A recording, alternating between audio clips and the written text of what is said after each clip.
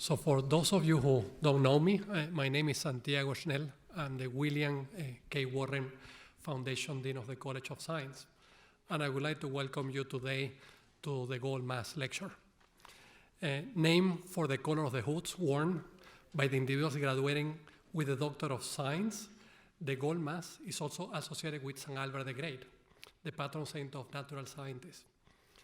The first Gold Mask for scientists and engineers was held at the MIT in November 15, 2016, and Notre Dame followed in 2017. The Mask was established by the Society of Catholic Scientists, an idea that grew from a seed planted in 1998 by a letter penned by Pope and now Saint John Paul II, in which he wrote, "Science can purify religion from error and superstition. Religion can purify science from idolatry and false absolutes. Each can draw the other into the wider world, a world in which both can flourish." And you know, this phrase, so it moves me very much. So I'm a very devout Catholic scientist, and there are many ways that you can be a devout Catholic scientist. One is by the heart, just by pure faith, and others, they're pretty rational.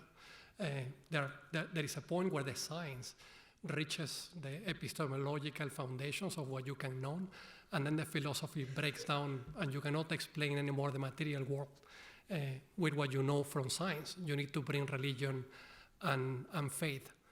And interestingly, there are not many academic institutions that give you the opportunity for actually establishing an academic dialogue between science and faith.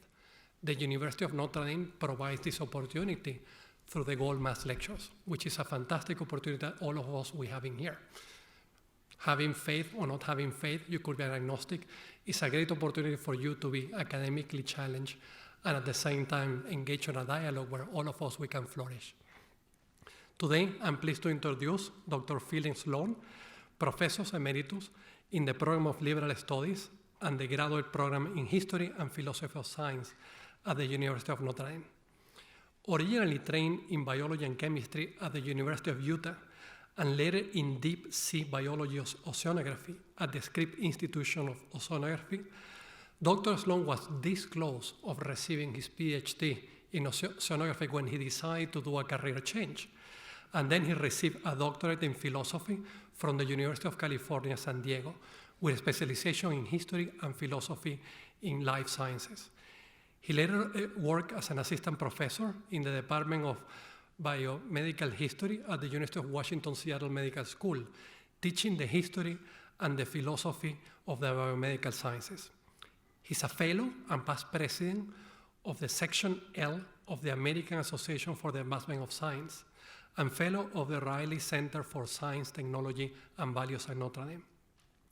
In addition to serving twice as the chair of the Program of Liberal Studies, Dr. Sloan has worked as the director of the Notre Dame Graduate Program in History and Philosophy of Science, as the director of the Riley Center for Science, Technology, and Values, and as the director of the Undergraduate Science, Technology, and Values Program. From 1998 to 2006, Dr. Sloan served on the Science and Values Committee of the National Council of Catholic Bishops and participated in Vatican Conference on Stem Cell Research.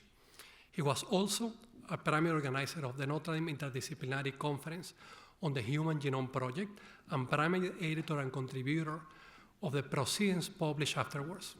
Dr. Sloan's most recent books include Creating the Biophysics of Life, the Three-Man Paper, and the Early Molecular Biology, published by the University of Chicago Press in 2012, and is the main editor and contributor of Darwin in the 21st Century, that is published by the University of Notre Dame Press in 2015.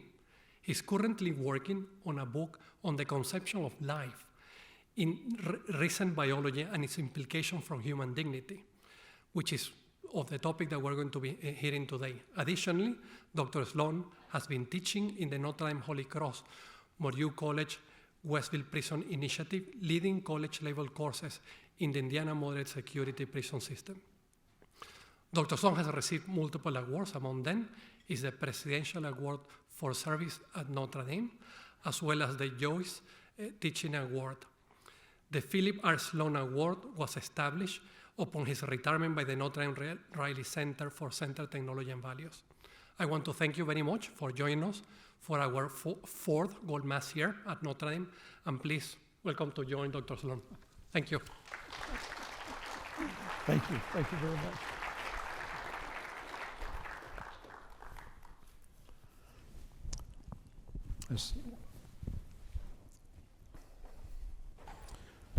Can you hear me okay? Sounds okay, good.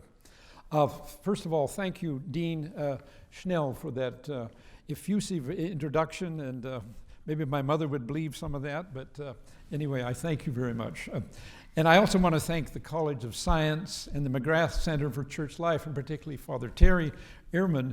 I should tell you a story. When he asked me to do this, I thought he asked me to be the lector at the Mass tonight. And he wrote back and said, no, I want you to be the lecture giver. So this was something. But I want to thank him. I want to also the sponsorship by the Di Nicola Center for Ethics and Culture and Environmental Change Initiative. And for this invitation to deliver this lecture on the feast day of St. Albertus Magnus, that great Dominican saint. Let's see, we should have this. There we go. That great Dominican saint and celebrated patron of the natural sciences.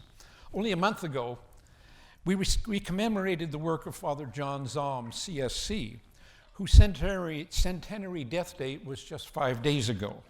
Zahm was a pioneer in the 20th century dialogue of science and Catholic faith, and in Notre Dame's Zahm House, appropriately, the chapter is designated St. Albert the Great Chapel. St. Albert the Great was one of the most important Latin intellectuals to address the challenges presented by the flood of Greek and Arabic texts that entered in the 12th and 13th centuries in the great wave of translations from the Arabic. Albert's star pupil, St. Thomas Aquinas, would be one of the best known for analyzing and synthesizing the philosophical and theological issues raised by this crucial dialogue of Latin Christian West with antiquity and Islam. But with Albert, we see a deep engagement with the critical issues raised by the ancient texts in natural philosophy and medicine that brought the biological and physical works of Aristotle, Ptolemy, Euclid, and Galen under discussion.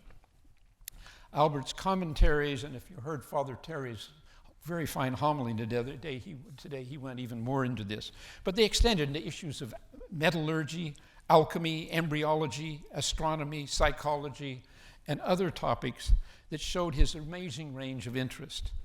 It also displayed his recognition that the issues posed by Greek, Arabic natural philosophy and medicine required as much careful response as did the questions of fundamental theology posed by Aristotle and the Islamic commentators. Little surprising is the designation of Albert as the patron saint of scientists when he was officially canonized.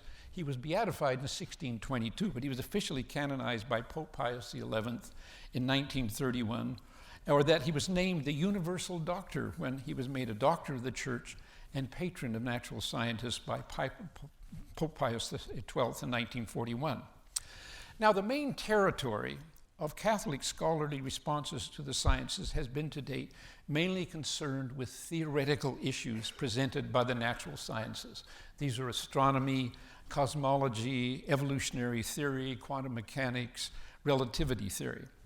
Here I think it's safe to say that the work of Pierre Duhem and Jean Zahm in the early 20th century up to the publications of the Vatican Observatory, Vatican Pontifical Council of Culture, Pontifical Academy of Sciences, all of this has put to rest many of the long-standing tensions, such as the Galileo case, between the claims of Abrahamic religious tradition and modern science.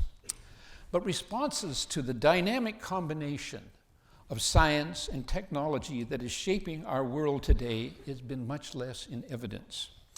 My argument is that these present currently the deepest challenges to a theistic view of the world and to Christian anthropology. The concept of technoscience I've used in my title is one widely used today in the philosophy of technology to denote this combination of science and technology. but it's likely unfamiliar to many here. It was a term that only entered the literature in a French publication in 1978 and became widespread in English and German literature only around 1900. The designator is used to refer the modern enterprise, let's see if I can turn that, modern enterprise that goes considerably beyond the traditional meaning of technology as applied science. Technoscience emphasizes the priority of instrumentation in practice over theory. It involves a dynamic blend of rational inquiry, material manipulation, instrumentation, economics, social organization, engineering methods, and practical application that we are confronting in dealing with the contemporary scientific technological developments. In keeping with this terminology, the reference in my title to the older term biotechnology should really be replaced by a barbarous new name I'm going to use here, biotechnoscience, to denote this contemporary interconnection of activities that might be seen in a modern biotechnology laboratory or research institute. This hybridization of science and technology seems to be continuously transforming society in ways we can only dimly understand.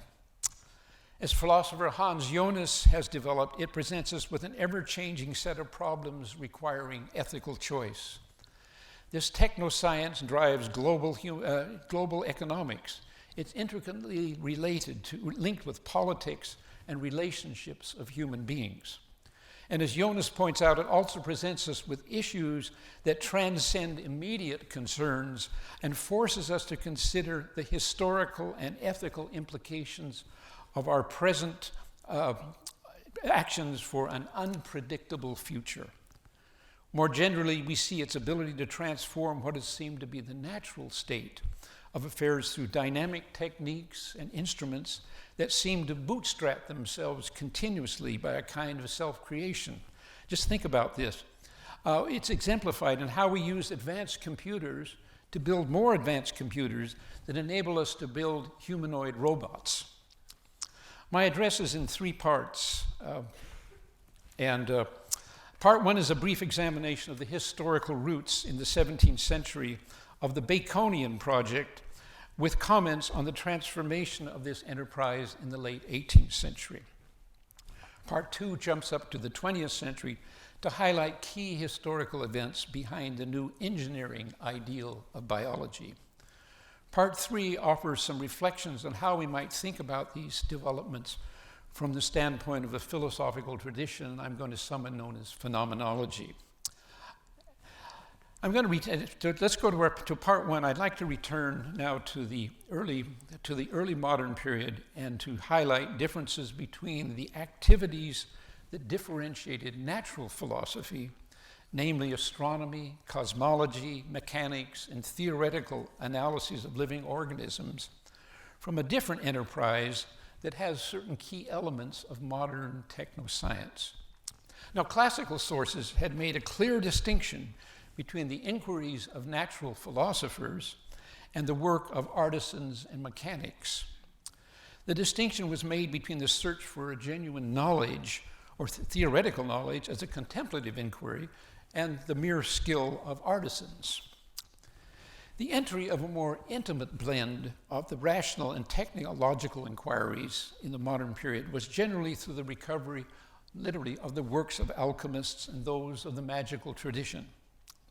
These developments lay outside the mainstream intellectual tradition, represented by the university learning. It was in the undisciplined activities of alchemists, magicians, and radical medical thinkers that drew the manipulative and rational inquiries closer together. As illustrated in the Faust myth that was popularized by Christopher Marlowe in 1588, this was a search for secret knowledge that gave its possessor practical power over nature, which could even be diabolical in character. If you've read or seen Shakespeare's play, The Tempest, we see how Prospero acquires these powers through his secret studies of books of magic. And he wears this power as a magic robe that allows him to control even the weather. But whereas Prospero puts these magical powers away at the close of The Tempest, It is his contemporary, Francis Bacon, who picks up this brogue. But in Bacon's influential inquiries, previously secret union of rational and technological knowledge are given a new kind of respectability and made public knowledge. Although Bacon was not himself an active participant in any branch of the new science, in the literature of a century and a half following his works, his inspiration for a broad set of inquiries seems immense. And Bacon's, he became the inspiration for the Royal Society of London, founded in 1660, that drew together many of the great workers in the sciences. His writings are remarkable for drawing together two activities we've discussed. One is the investigation of theoretical issues, and these were skills passed on by craftsmen typically organized at the time into guilds of master-apprentice relations. In his 1620 treatise entitled The Great Instauration, which opens his work on the advancement of learning, he sets forth his larger plan of intellectual and technological reform. In his view, ancient learning has led to no practical results. It needs to be replaced by a new form of inquiry. For genuine learning that does progress, one must look to the mechanical rather than the theoretical domain. It's the practical arts, originally, as he says, rude, clumsy, and shapeless, that in time have acquired new arrangements and constructions that do seem to produce practical fruit. Exemplary for Bacon is the discovery of the arts of, quotes, printing, gunpowder, and the magnet, unquote, which have transformed, he says, the face and state of things of the world. Now, his express intent is to discover and rationalize the principles of these technical arts through what he calls a descriptive history. This means to find out the operative principles that are manifest in such crafts. And I think here we see a novel enterprise emerging, a component of modern technoscience, an intense concern with practice itself. The principles of these crafts are to be discovered presumably by writing down and describing what our artisans actually do when they make iron, tan leather, blow glass. This realization of this ambitious project was not something that occurred in Bacon's lifetime.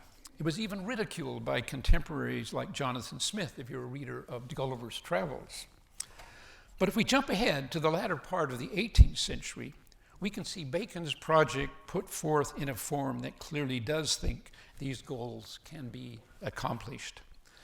The mature project is developed in the great French encyclopédie, co-edited by Jean d'Alembert and Denis Diderot, that began publication in Paris in 1751, with the final volumes appearing in 1772. The full title of this massive work, sometimes termed the Arsenal of the French Enlightenment, highlights the larger aims of this work. Encyclopedia, or rational dictionary of the sciences, the arts, and the trades by a society of gentlemen of letters. It was to be a rational dictionary in which the reader could look up a wide range of terms and concepts alphabetically and arranged and find not only a definition, but an article, and also cross-references to other articles, to accompanies. It actually is a kind of 18th century Wikipedia, if you want to think of an analogy. The goal of this encyclopedia was, on one hand, very Baconian. It would now assemble through group collaboration the knowledge that would materially improve the life of man. And one fundamental aspect of this Baconian project is clearly realized. What they've gone out, they've sent people, they've actually got articles there by farmers and artisans, or else they've had people that have gone out and used questionnaires to ask these people, what is it you do when you tan leather, when you make steel, how you build a carriage? And then writing an article about it. And in the marvelous plates that accompany the 11 volumes of plates that accompany the encyclopedia, one can presumably learn how, with this knowledge, how to smelt iron, tan leather, blow glass, build carriages, or weave cloth. And in an example that's been made famous by the opening of Adam Smith's Wealth of Nations, written just a few years later, they learned how to make pins, as we can see in this article here. What had previously been trade secrets were now made public knowledge in a form that could be used by an international intellectual elite to alter society for human betterment. Now, where the challenge to Christian anthropology is presented by these developments is in a second dimension of this enterprise. This is in the new non-Baconian ambitions expressed. This new progressive form of knowledge is now to be cut loose from all ties to tradition. It's to build upon this combination of rational understanding and craft knowledge, a genuine mastery of nature for human purposes. Now, for Bacon, the goal of what he wanted to do was restorative. By this, he meant explicitly that it was a worthy and legitimate human enterprise because its aims were to restore, by moral methods, the knowledge that had been lost at the biblical fall of man. As we read the goals expressed in the French encyclopedia, however, there was no such restorative intention.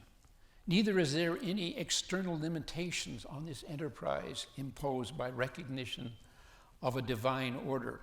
The quest is open-ended. It's to begin from human interests and needs, and its fulfillment is cast into the future. Diderot even speaks to us in one of these articles as reaching 3 centuries ahead and asks us to look back and see if they did in fact accomplish their goals.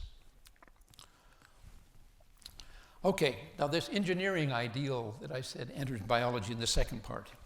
In this second portion of the lecture, I asked us to jump ahead in time a little more than a century to see how this transformed Baconian project was turned into a powerful way to manipulate the living organism and was explicitly directed toward human beings.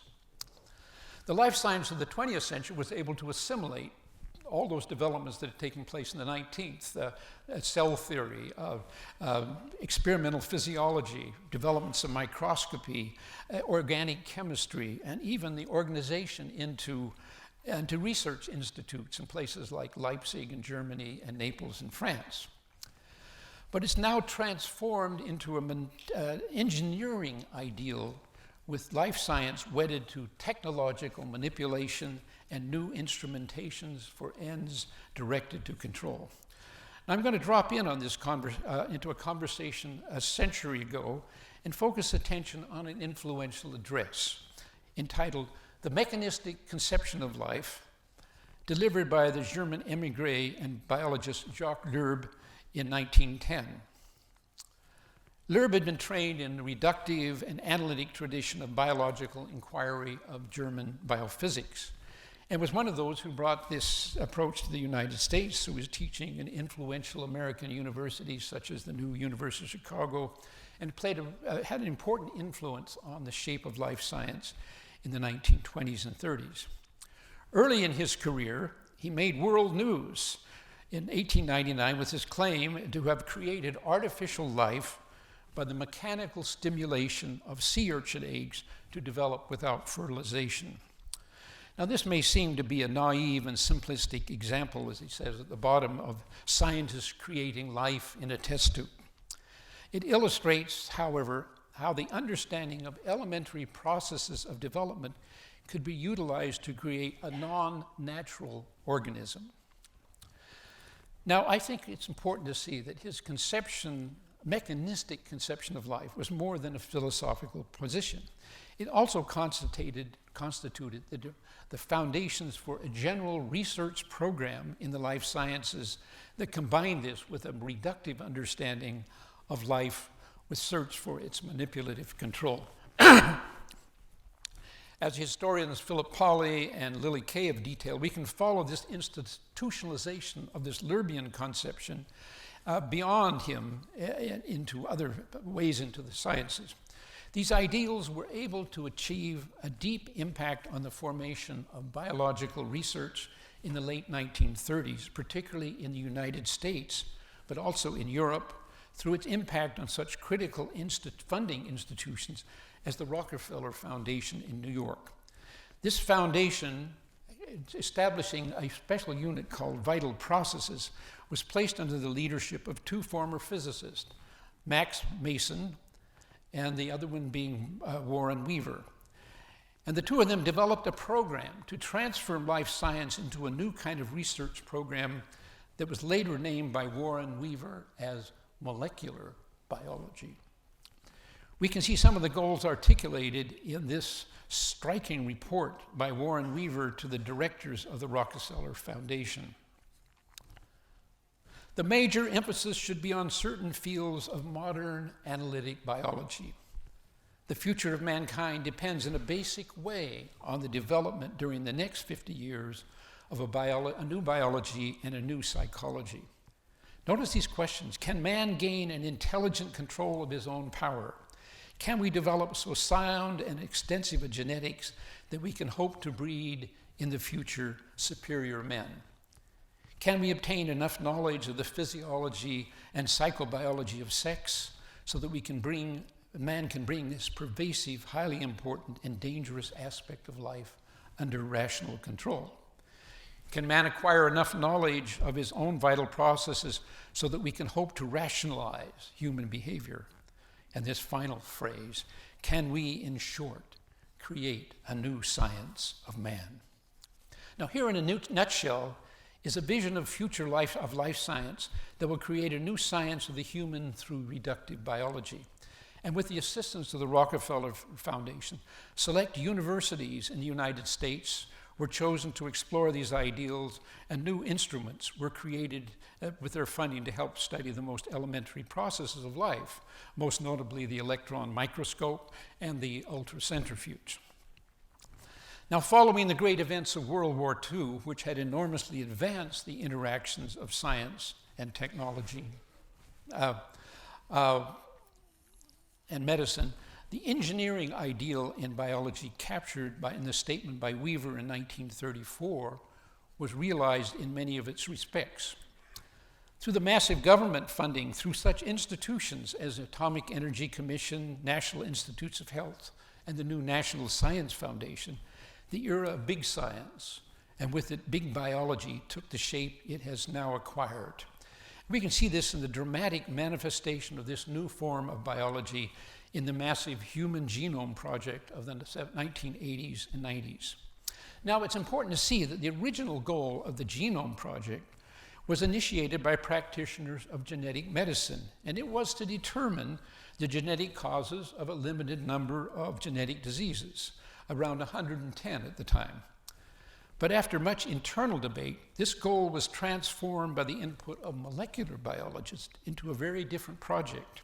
It would seek to sequence the entire human genome, comprised of around 3 billion base pairs, a goal reached simultaneously by two research groups ahead of schedule in 2000, with the map published in February of 2001. Particularly from this development, we've seen spawn new forms of genetic medicine. It spurred the goals of synthesizing organisms and tissues through artificial creation of DNA. It's developed the rapid sequencing techniques that allow physicians and genetic counselors to predict future genetic diseases, even those for which there may be no known cure. And of course, many of you know these developments that have entered the popular domain through Ancestry.com and 23andMe.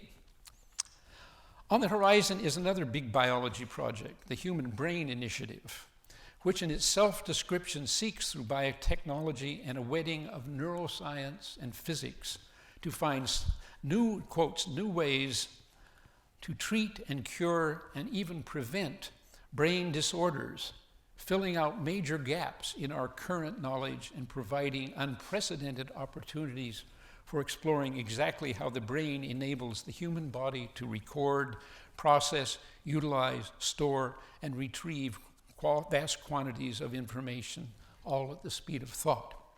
And what strikes us about the language just used in this last phrase is it's not the language of thought and human reflection, but that of the processing of information by a computer.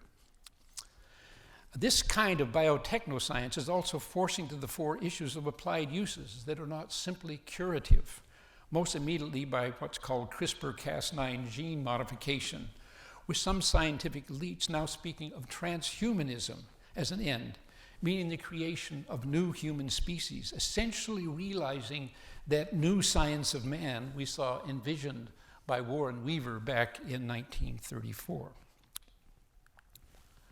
Okay, to turn to the third portion here, repositioning the human in the face of this biotechnological world. I see the challenge presented for human anthropology by these developments in modern biotechnoscience that come in many fronts, and I consider those challenges to be immense. The goals of these forms of inquiry, when they're typically cast in terms of such desirable ends as the cure of disease and the treatment of defects of body and mind, have typically been blessed by the church, as we see in this comment on somatic as distinct from embryonic stem cell research by Pope Benedict XVI. Somatic stem cell research also deserves approval and encouragement when it felicitously combines scientific knowledge, the most advanced technology in the biological field, and ethics that postulate respect for human being at every stage of his or her existence. The prospects opened by this new chapter in research are fascinating in themselves, for they give a glimpse of the possible cure of degenerative tissue diseases that subsequently threaten those affected with disability and death. How is it possible not to feel the duty to praise all those who apply themselves to this research and all who support the organization and cover its expenses? I would like in particular to urge, Pope Benedict concludes, that those scientific structures that draw their inspiration and organization from the Catholic Church, that they increase this type of research and establish the closest possible contact with one another and with those who seek to relieve human suffering in the proper ways. But modern biotechnoscience clearly extends its aims beyond these immediate medical goals in many ways.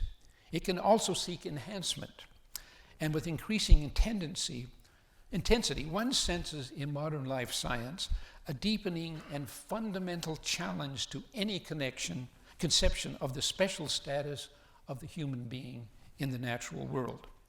Pope Francis puts this perceptively in Laudato Si. It can be said that many problems of today's world stem from a tendency, at times unconscious, to make the method and aims of science and technology an epistemological paradigm which shapes the lives of individuals and the workings of society. The effects of opposing this model upon reality as a whole, human and social, are seen in the deterioration of the environment. But this is just one sign of the reductionism which affects every aspect of human and social life. This illustrates a Catholic recognition that these developments in our science and technology are easily accompanied by a pervasive philosophical reductionism, rarely stated or even recognized as an explicit philosophical position, and that this easily forms a general atmosphere in which this work is carried out. Now, recognition of the problem is, of course, not the same as a solution to it, and there are different ways one can approach this issue. But I consider most important our need to return to a fundamental condition of all scientific inquiry. And this is to begin from our situatedness as conscious beings in the world. How do we as human beings relate existentially and epistemologically to the inquiries of our technoscience? And here I want to employ a useful distinction that's been developed lucidly by physical chemist Michael Polanyi between two kinds of awareness he wants to speak about. Now let's think of a familiar experience many in this audience have had, and that's in learning a musical instrument. In its initial stages, one focuses on the mechanics of the individual notes, the playing of these in the instrument, specific movement of the hand, and variations in tongue work, and so forth. The piece of music is broken down and analyzed with directed attention on smaller components which are mastered separately. These components are the object of our focal awareness, our explicit attention, we might say. The musical piece that organizes these activities is simply backgrounded. We are, in the way in which Polanyi would discuss, subsidiarily aware of these as we learn the parts. But then to perform the piece of music and seek artistic and elegant mastery, Our focus must make the holistic composition itself the object of our focal attention. The analytic parts and muscular movements must become subsidiary or backgrounded, literally unconscious activities that become extensions of ourselves. And these different attentions can even be mutually exclusive. And I know from experience this, it's disastrous when performing a piece of music to then shift attention to the analytic components and where does your finger next go and so forth. And some of you may have had similar experiences. Now, I want to apply that distinction to our study of a living organism.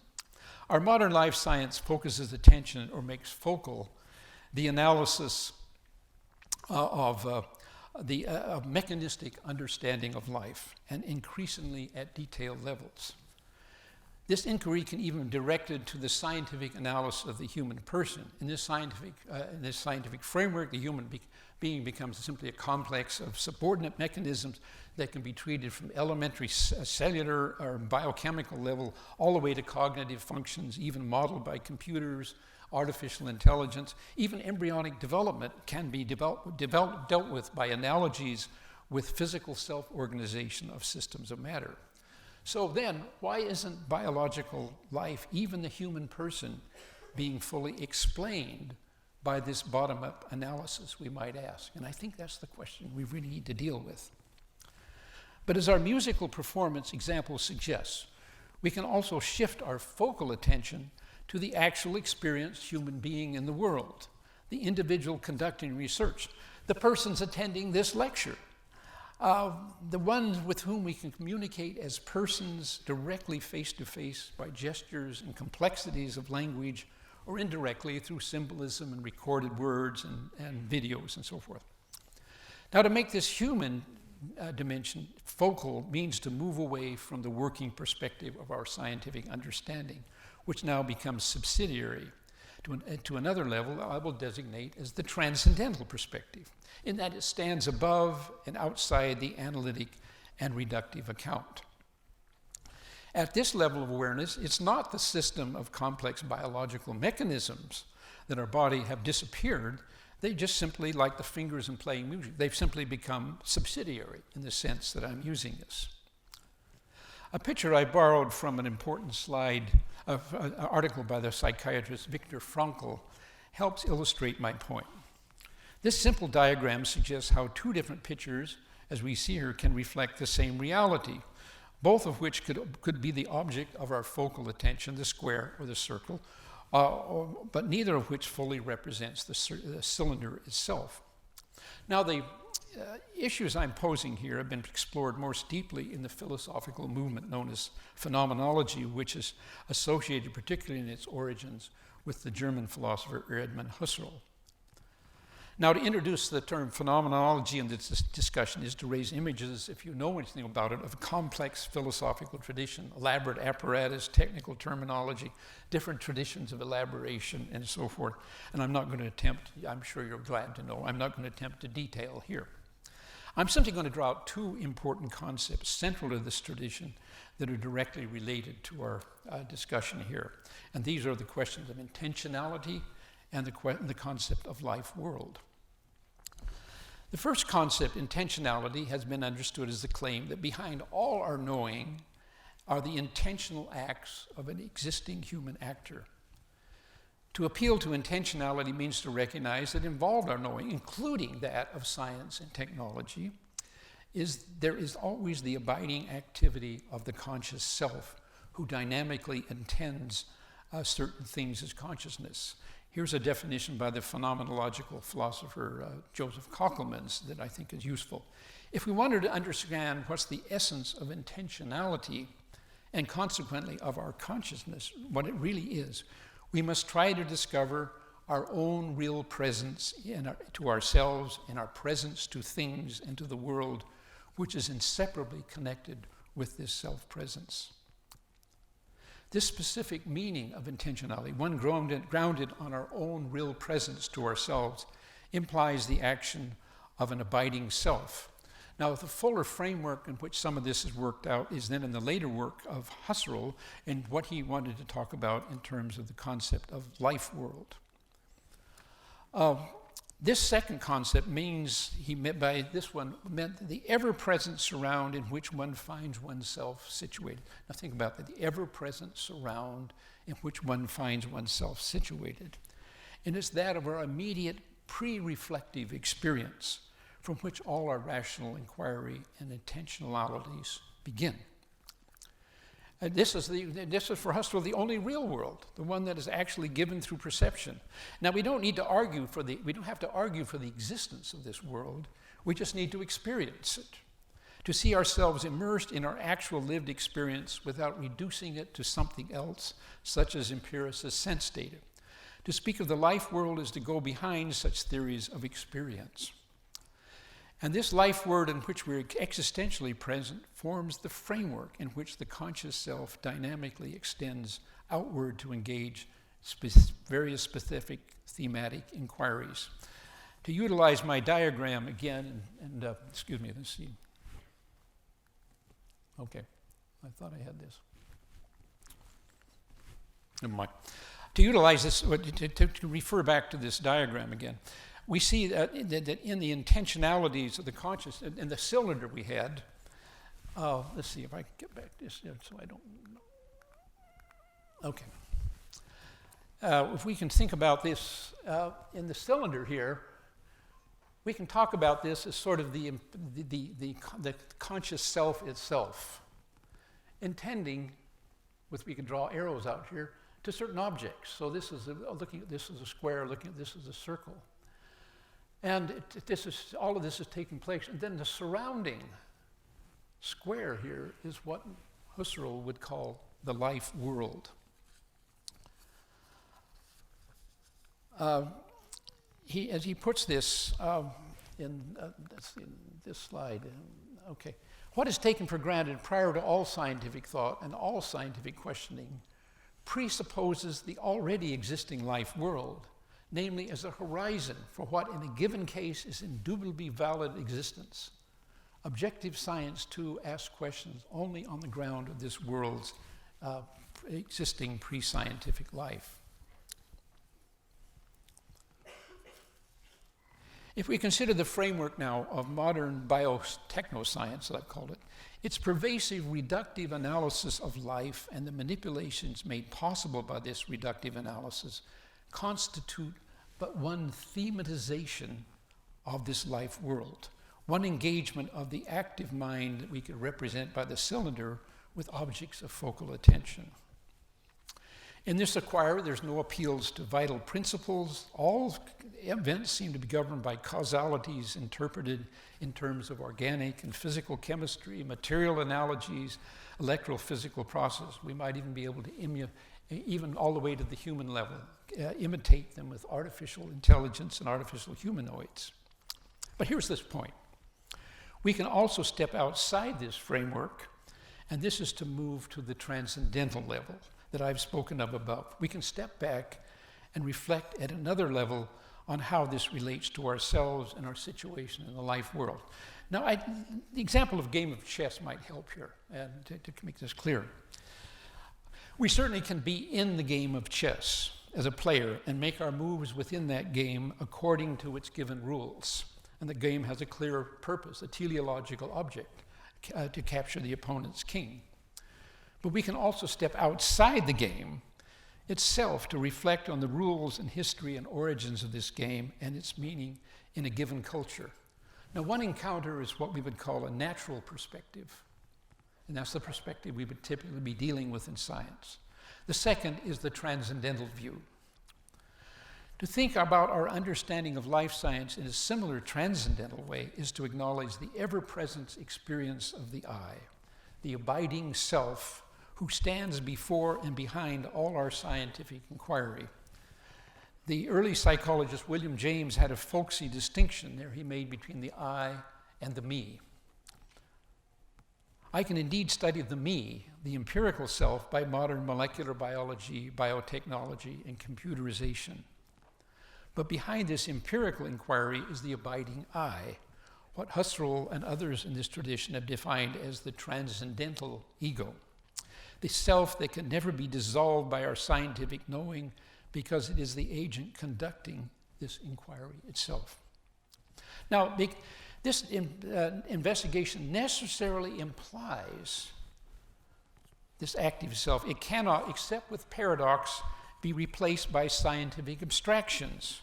Now, that's the irreducible puzzle when we face claims of what is called eliminative materialism, the sort of thing developed by the Churchlands, Daniel Dennett, Francis Crick, and more technically by philosophers of mind who conclude there's nothing in the human being that cannot be explained reductively by known bottom-up causalities.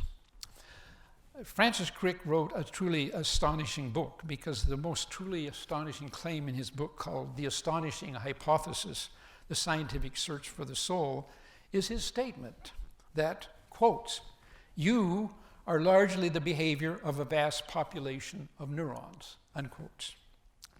Now, this entails a claim by a human actor, Francis Crick, engaged in a form of intentionality that involves a reductive analysis of consciousness to the neurophysiology of the brain, which has, as a precondition, the assumption of a conscious self who is free of these determinisms, and who wishes now to convert us by arguments to a purely scientific materialist analysis that essentially claims to explain this conscious self away.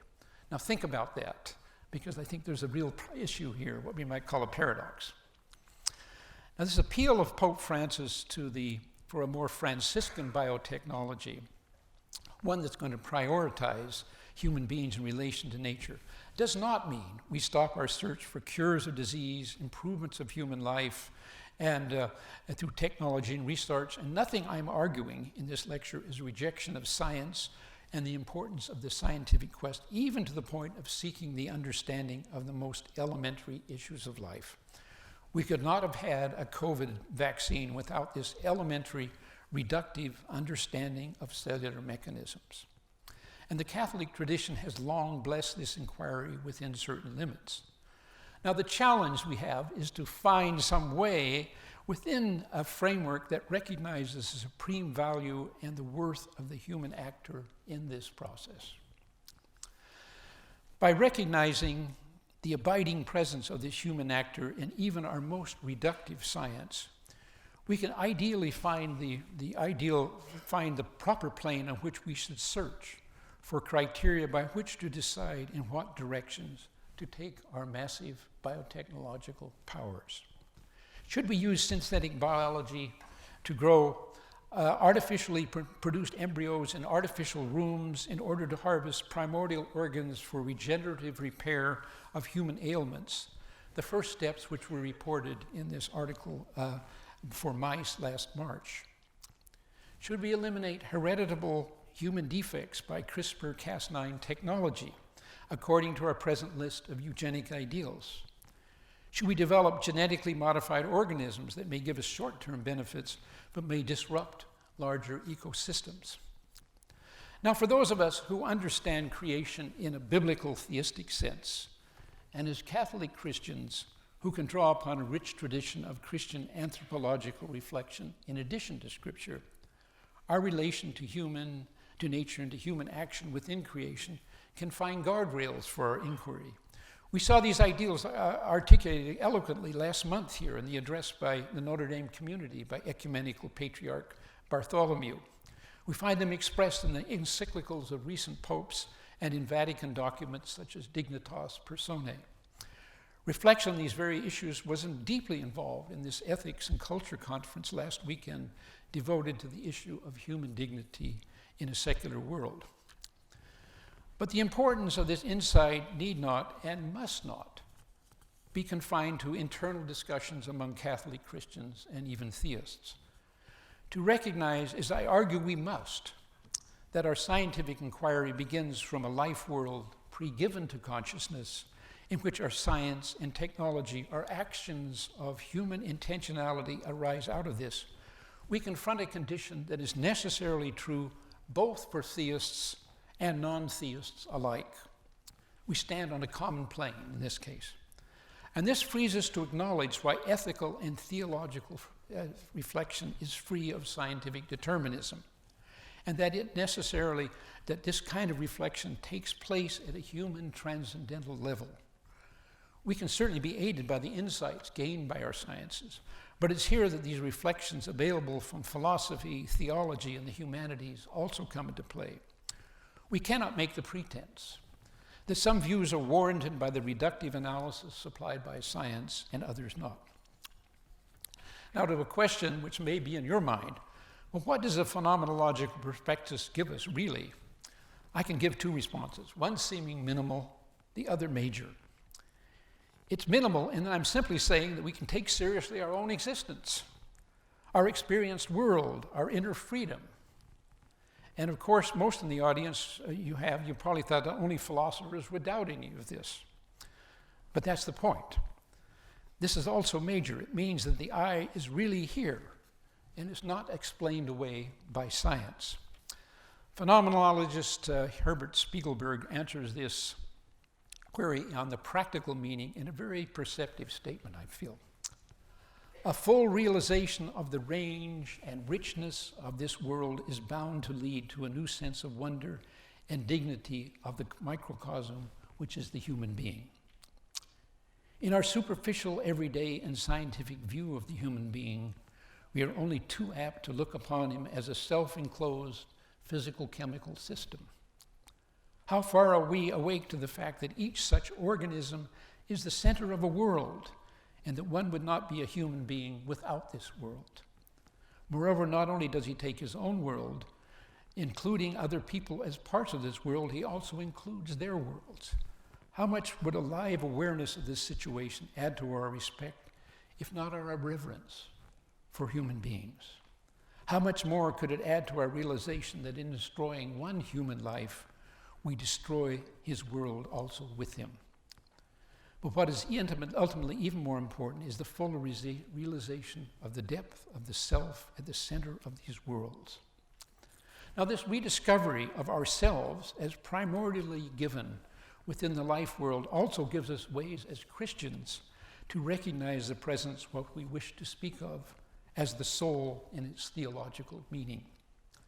This cannot be the object of scientific research, as Francis Crick seemed to think, because it's engaged at the transcendental level. It's manifest in that abiding conscious presence, the I, that stands as a fundamental precondition of all our scientific inquiry and research, as well as our ethical and religious reflections. With this recognition, we discover, or perhaps rediscover, that inner freedom which allows us to raise reflective ethical questions about our science that cannot be addressed by neurophysiology, deterministic genetics, social biology, artificial intelligence, or any of these other reductive simplifications we hear of so often. And with this insight, we can discover the mystery of the life world itself, that ever-present surround of colors, qualities, organisms, other conscious beings that can help us resacralize the world and see our existence and its divine and incarnational dimensions of what Pope Francis meant when he termed it our common home, which is on this pale blue dot that is our planet. Thank you.